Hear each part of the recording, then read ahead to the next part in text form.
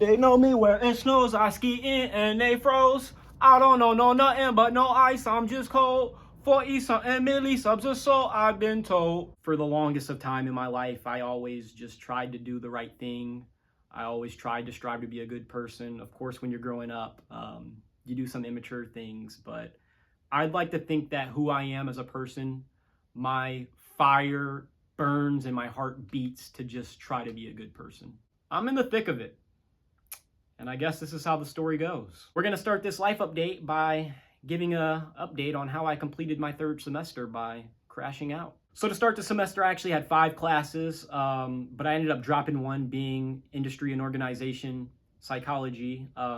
That was a second half, 8-week course, but like right up until a week or two when I was about to, begin the second half of the semester, the financial situation kind of got tight. So I had to make the decision to drop that class to make my tuition bill cheaper so I could pay off this semester in order to return in the spring. So I dropped that class, but I kept the, Psychology 101 class, and that was a really good class. Shout out to Professor Guckman. She was an amazing professor. Every day, just going into her classroom, I knew that I had to take her class serious, that she was going to be serious, knowledgeable, and also like passionate about the things she was teaching. So shout out to her. So moving on to TV production 2 with Rob Thomas. I've had Rob for every class for each of my semesters up until this point. And, he's just somebody who I respect a lot. For this class in this semester, I had plenty of experience of just working the camera and just producing like video content in the form of just editing, shooting and recording, interviews and stuff like that. We got to participate in the process of filming a couple like programs for the school, and then we even also did some coverage for a couple volleyball games. So another class I had was an introduction to communications class, and this was the online only class. At first I wasn't a fan of the online only class, but after about like 2 to 3 weeks, I kind of got the simple what was to be expected down pat, and I was able to kind of just cruise through it just fine. For all these classes, I finished with an A. Besides visual storytelling, I had finished with a B. This is the class where I guess you could say I crashed out in. What I will say about this class is, before this class, I had no experience with a DSLR camera, and after this class, I feel confident and comfortable going anywhere out in public and being a photographer or a videographer. Shout out to you, Mr. Phil Kaplan, a great professor, a really knowledgeable professor, knows what he's talking about. Me and him kind of had, I guess you could say, a misunderstanding. In life, if I'm at work, I want to be the best employee for my boss. If I'm at school, I want to be the best student for my teacher. I'm never going to be somebody who will make somebody's life or job harder than it has to be. Thus being, if I ask for help, it'll only be in the form to where I have no other solution that I was able to seek out. And I'm gonna just say that before going into this class, around this time period of my birthday, and this video is titled like for my birthday or whatever, but this is not my birthday. My birthday is November 20th. This is like 2 months after my birthday, but I couldn't upload this video around that time. As much and as willing as I'm able and would be down to expose things in my life, there's just a couple things that I'm going to keep in the dark for now, but a lot of external outside factors were really getting the better of me at the time of my birthday. What happened at this time frame was just felt like the world was really crumbling around me and I could do nothing right, and I just felt like I became a bad guy in everybody else's story. So jumping back into the story, at this class session, I had asked him for help, and he basically looks at me in the most condescending way and says, "That's on you to figure out." So he says that to me, and I felt offended. I felt embarrassed. I felt like this guy was trying to humiliate me in front of the class. So, yeah, I packed up everything and I immediately walked out the classroom. Not only did I walk out the classroom, I ended up skipping the next 2 weeks after that. Since I had skipped 2 weeks of class, we had like 10 total projects for the semester, and we had just finished like a previous project, and I was basically asking him for help of like how to upload this project. I ended up getting that uploaded on that same day on my own. Fine, cool. So the next project is unlocked, and I I basically make it my mission to show this guy I don't need his help. Even if I ask for it, I really don't need your help. And this goes for any of you watching. Like, if you think James Icy needs you, you're sadly mistaken.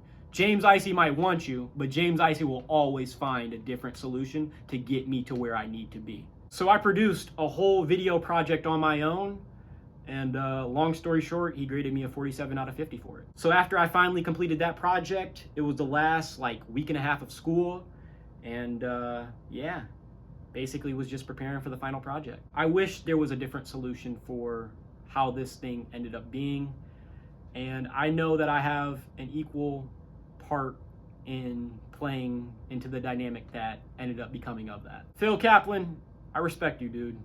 I like you, and you know, I think you're very talented at what you do. You've already apologized, and I don't think in the moment I did my fair share of apology, so you know, this is my apology, man. I'm sorry.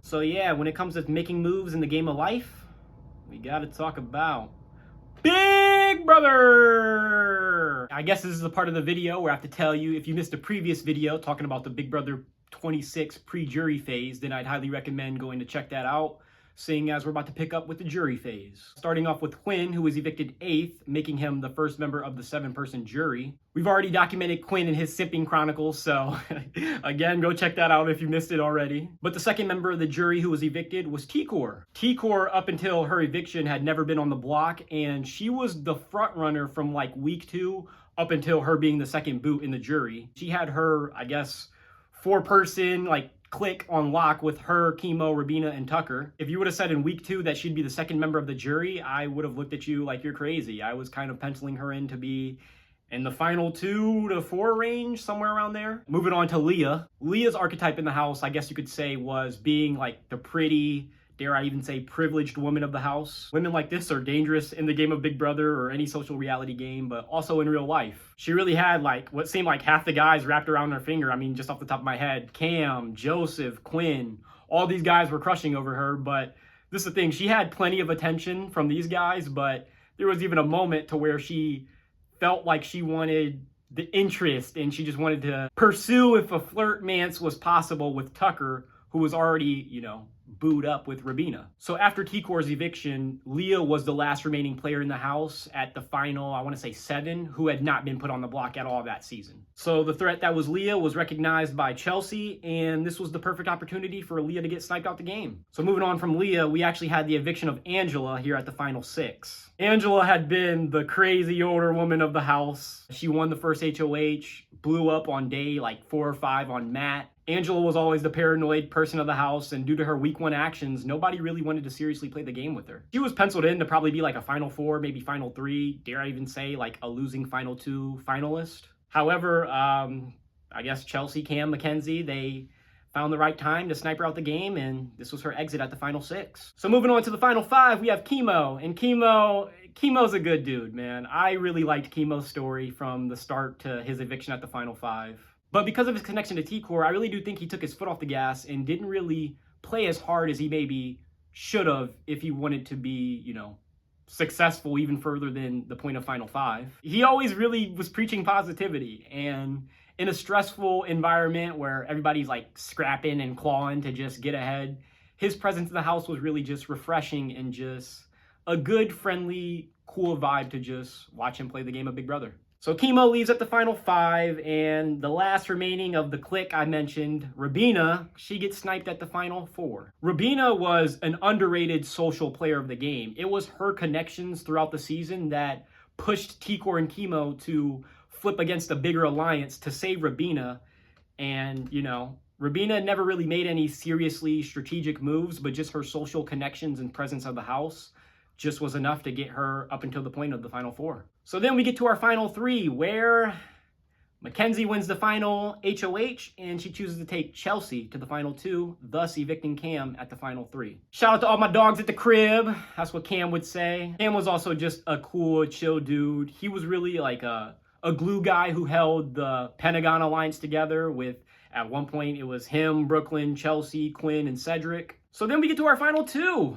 Mackenzie had probably a rough ride, if not the roughest ride of the whole season. She loses her showmance week 1, and in the process, she got called out by Angela. Early in the game, when Mackenzie was, on the bottom of the social structure of the house, Mackenzie was really on the verge to potentially getting evicted weeks, 2, 3, and 4 if just a different veto result played out. But Mackenzie really, fought and scrapped and, clawed her way up to the top. Her connection early on with Chelsie was a big one to carry her up until this point. Shout out to Chelsie. Probably a top 5 winner in the show's history, I would say. Played a dominant game. Of course, she had some moments of vulnerability where I think she was nominated maybe once or twice on the block, but she always remained calm, kept a level head, and was able to persevere through anything. Chelsie is an amazing representative of this chaotic season, being just a great personality, but also one of the most strategic players that were in that house. I think she was a perfect and deserving winner, and this season means more in hindsight now that she has won. So shout out to you, Miss Chelsie. So one of the biggest things that's happened to me recently is my car basically, we're just gonna say blew up to be overdramatic. The cost of repair would be way too expensive. It would make more sense to get a new car. One of my life situations is, in order to return to school, I have to pay off my current tuition. And when that's paid off, a financial hold will be lifted from my account, thus making me eligible to register. But I did not plan on the car just blowing up, we'll say. At the time of being halfway through the semester, all of a sudden I'm now without a car. So I kind of had to really formulate plans and things to just figure out transportation. Instead of worrying about a car for transportation, my main focus was, instead of a short-term solution, I need to stick to the game plan and commit to the long-term plan I had set out for myself. At the end of 2023, beginning of 2024, I told myself that I'm going to return to school and finish this education. So that meant I had to become mobile with no vehicle. We're taking Uber for the first time in our life. I've even taken the little VO scooters to work. Those are actually really fun and beneficial to ride. I probably will be, if I'm still without a car in the summer, which it's looking like it probably will be, I'll probably be taking those VO scooters to and from work. Any other external person that gives me a ride, I will always compensate them for it. It took me a little bit to really figure out, how Uber and, just everything and all the different methods that I was gonna have to do now that I was out the luxury of just having a car at my free will. We've made it work, and we're doing okay. I haven't looked into any new cars or even insurance plans, but I'd like to think that my current financial situation, I'm spending a lot less with this Uber and ride method compared to paying for weekly gas, insurance, and then another car payment on top of that. I'm sure I probably could find something to work out, but this right now is just the easiest solution to get me to the point in life to where I want to be. So yeah, my car crashed out on me, and I guess this is a symbolic theme for me crashing out on everybody else. I don't really know how to set this up, so I think I'm just gonna rip the band-aid off by saying I was fired twice in 2 weeks. Let's start with the first thing that happened. There was let's just call this a piss situation at work. Let's just start the timeline at day one. Day one, I'm not even working, but we have a group chat, and a guy posted in the group chat basically saying that somebody pissed in a van. In this video, there's 2 water bottles of pee, and there's also piss that's floating in a cup holder.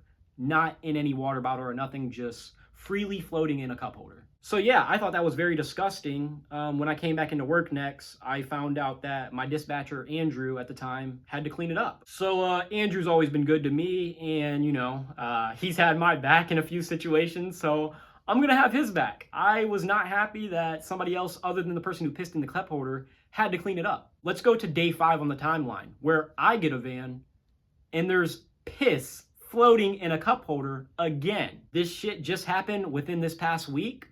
This is a recurring problem that has not been addressed, that has only been enabled, if anything. At our morning meeting with our company boss, I kind of call this behavior out for being disgusting, and that this is an ongoing problem that nobody cares to deal with. After that meeting, I got everything off my chest, and the only thing I really could do was just hope that I was heard and, maybe have faith that things would be taken care of and dealt with. So we're gonna fast forward from about 2 weeks after day 5 to where I get a van, the same van, and it has pee bottles inside of it again. I'm willing to accept and acknowledge I maybe overreacted, but I I feel like my time has been played with. And when I feel like my time has been wasted, played with, when I feel like I've been made out to be a fool or played like an idiot, that is probably one of the things in this life that I do not fuck with. So I discovered a pee bottle in that same van that I had discovered the floating piss in. And basically I go back inside, hand them their bag. The company guy that I want to talk to, who should be addressing these problems, he wasn't there. So I kind of had to voice my frustrations to like the boss under him. At the end of this conversation happened on a Saturday morning when I walked into work.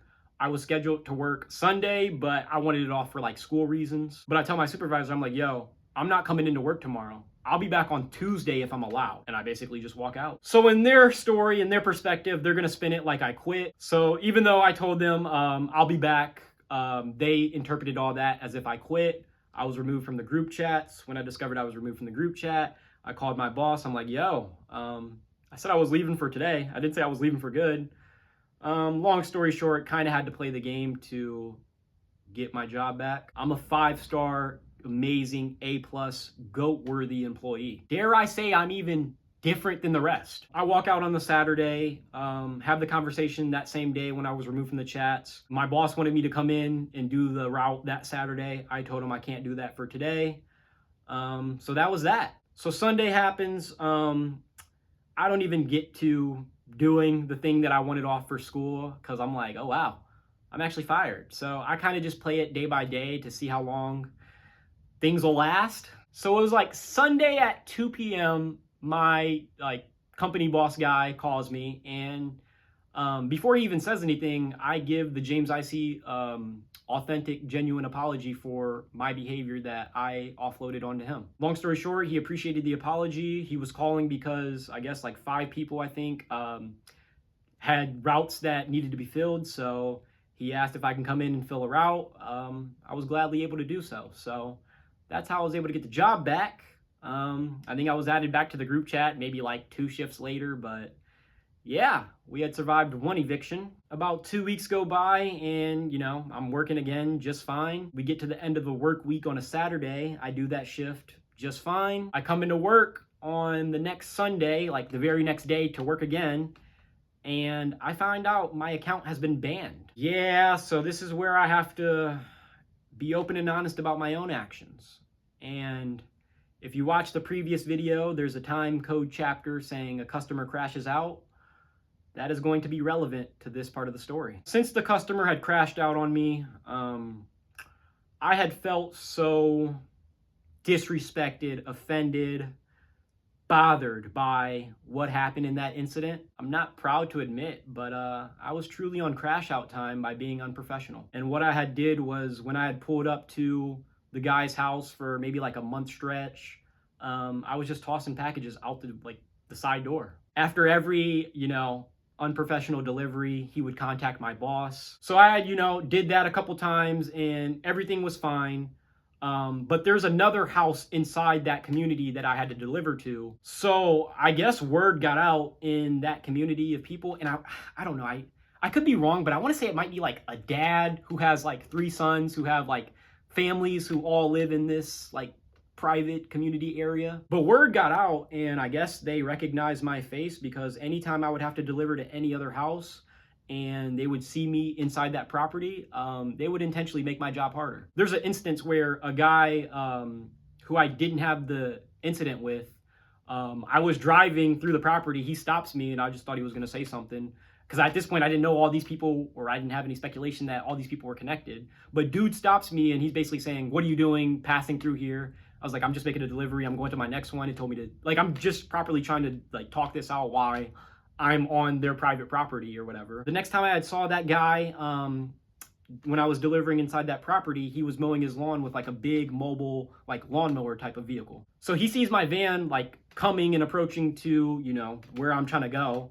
And this guy intentionally moves his lawnmower in front of the van, blocking my path from progressing forward, thus making me have to literally turn all the way around, go off of Main Street, come back on this Main Street, come back on this Main Street, just to make a delivery on the other exit point that I was trying to get to. This really all came down to a misunderstanding.